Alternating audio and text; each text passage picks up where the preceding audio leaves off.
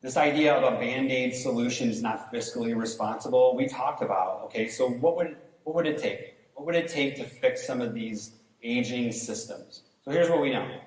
We know that if we were to completely redo the HVAC system at Brunswick High School, we know the cost would be approximately $18.4 million.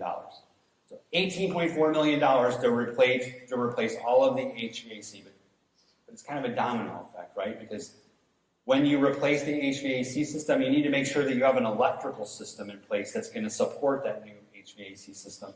You follow me? So we also know that to replace the electrical system, it's roughly $10.5 million to do that. Oh, and by the way, when you replace the electrical system, domino effect, we're going to have to replace the lights and all of the ceiling tiles.